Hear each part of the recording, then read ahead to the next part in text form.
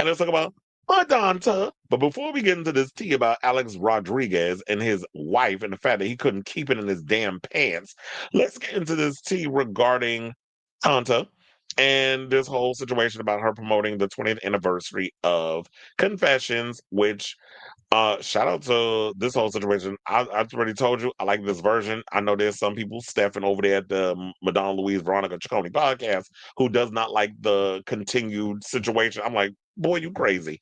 But yeah, I like the whole. We like the extended. Feels like you in a club or whatever the case is, where it's like the tracks is running into each other. From hung up to get together, sorry, and so on and so forth. We live. Well, I'll say I live for that situation. But yeah, she went on her Instagram, posted a series of a slideshow of Instagram posts where this she worked on her titties because call her boobs looking that big. First of all, at 67 she got them Sydney Sweeney titties. So it looked like she has some work done up top. Where she basically said the disco era continues, but listening to Confessions on the Dance Floor on repeat, it's so good. Which had me confused. 'Cause I'm like, are you talking about the original album or are we referring to Confessions on the Dance Floor Part 2? She said, I looked through my closet and found some dancing shoes by Gina and a disco jacket made by Gucci from that era. And this is where it has. But funny enough, why does this dress doesn't it remind you of that shoot that she did for Versace when she had like that? It looked like a little slip dress on, or even wait, wasn't it during the bedtime stories era when she was at what was it? Was it Roseland, Roxy, one of the places where she was up there trying to read to the children? They wouldn't shut the hell up, and she was up there having a good time and dancing, and MTV was behind it. That's what this outfit is giving. But it's like, okay, the body is sickening. How this woman is defying age by still you know, looking youthful, money well spent. Even when I saw her recently in when she was walking down the steps, I think we have like this picture, and she turns around. There's a visual of it, like a video where she was, and she turned around. I was like, okay, the ass is on point. Like she ain't got them butt pads in her anymore. Like she's looking very youthful. This is my favorite picture. My inappropriate ass. It's like, yeah, spread the legs, daughter. Well, she be older, so she be auntie or mother, as we would like to say. And so I love the youthful look and stuff she's having. I'm just looking forward to when the music comes out. But the people was in the comments because shout out to her celebrating the 20th anniversary. There are rarities on there where she's added remixes of songs. Also, she added one of my favorite songs, Super Pop, which I'm glad that she added to that. And I just love that song. And I was mad she didn't put it on the album, but it didn't fit with the whole overall flowation. So I understand why she didn't. I'm glad she put it on the digital release now. That and History. Glad she added that. So I just like that she added other songs from that era onto the album. So the people in the comments wrote, "Confessions on the Dance Floor is the absolute masterpiece. It's pure perfection, and every track is a thrilling ride." Another said, "Time goes by so slowly. Can't wait for part two." It definitely is when it comes to this damn record being released. A third wrote, "Fuck yeah, one of my favorite albums getting a sequel. I love you, Madonna. Thank you for this. I just hope she don't reheat her nachos with this album." Though. Like, I hope you're really going to bring something new, fresh, and different to this Confessions era. And I do, and somebody also pointed this out when I was like, yeah, that's true. Is that when she's gone through tumultuous moments in her life, is when she decided to flip the script and get into the whole dance era. Because remember, when Confessions came out, she fell off the horse, broke a bunch of bones, which ended up affecting her down the road, with her, with the, when what was it like with the injury on the Madam X and all that stuff? So her falling over, breaking all the bones in her body, well, a couple of bones. I ain't gonna say all of them, but when she went through an injury and the label wouldn't let her properly heal, she was going through a whole bunch of situations regarding that. And then we got Confessions. She almost died from the infection during the era of Celebration when she was going to do the Celebration tour. She got the infection, wound up in the hospital in a coma, medically induced coma, and was in the ICU. And then as soon as she came out, she went right back to work and did the tour. Now it looks like she's in the best shape of her life. It's been 7 years since she released music. So I definitely feel like she's in the best shape of her life. I just hope that when she gets out there and tours, that she just takes better care of herself, and will get into this place of um, what's the word? Where do more like Taylor Swift, what she did with the Eras Tour, which I just saw that she released a trailer for the documentary today. Taylor Swift did, but I just hope that you kind of take it easy. It's like, yeah, do tour a couple of months, take a month off, get back and do the tour again, take a break, do another extended. So, and you need to expand on this tour. Don't be doing like 25, 30 dates. Like, I need you to really get out there and do some shows, but break it up. I feel like that's the new time of which artists need to do, and this needs to be okayed by the labels. Like, you need to allow your talent to work, take time off, get back to work, take time off, and in between, if you want to have them produce some music or work on some tracks and new ideas and stuff come in, there's got to be a way for them to do that. The way that you can, what do you call it? Where you can exchange stems and all that other stuff and record your vocals in one place and have it processed for the producers to work on, and y'all kind of going back and forth emailing each other with your stuff. If more artists get more technologically inclined with how they do their stuff and create while they're on the road, then the way that music is processed now is way different than we did back in the day. So I'm looking forward to this album.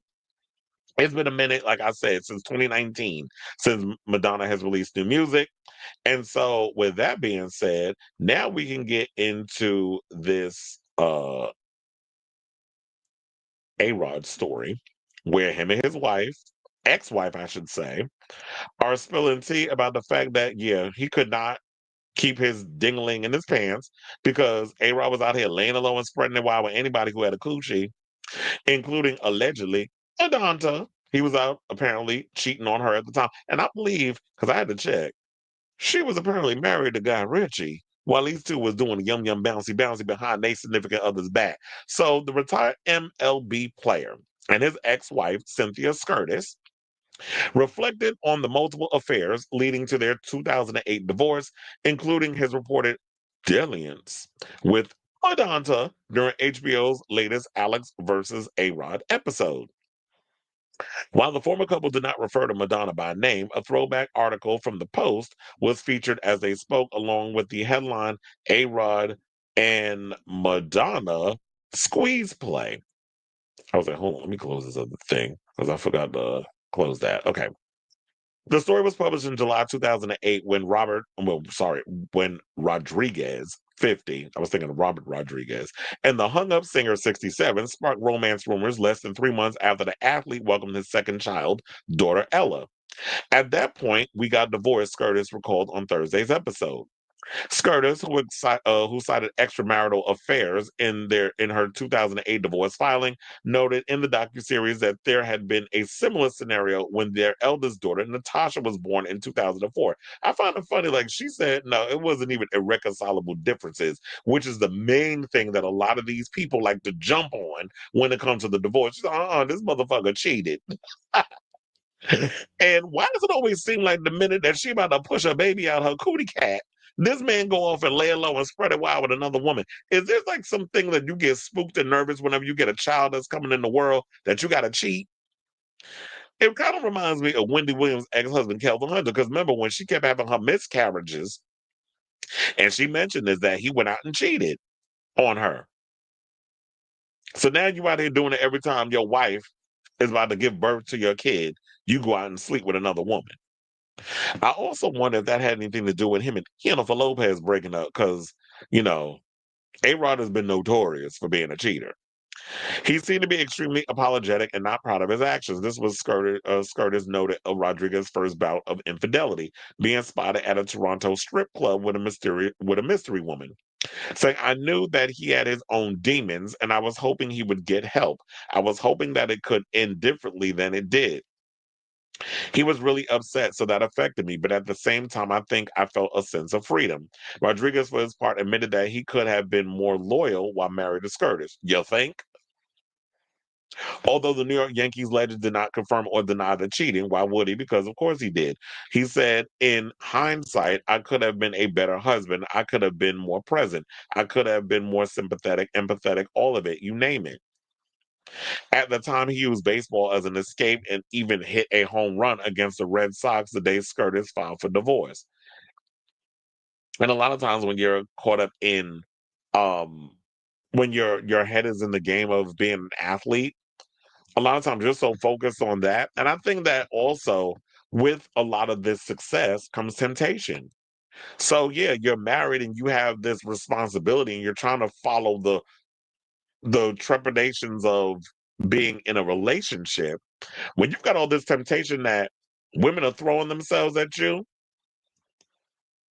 and you have an opportunity to sleep with some of the hottest chicks, even though you got a bad bitch at home, then you're just like, I'm just gonna get it in.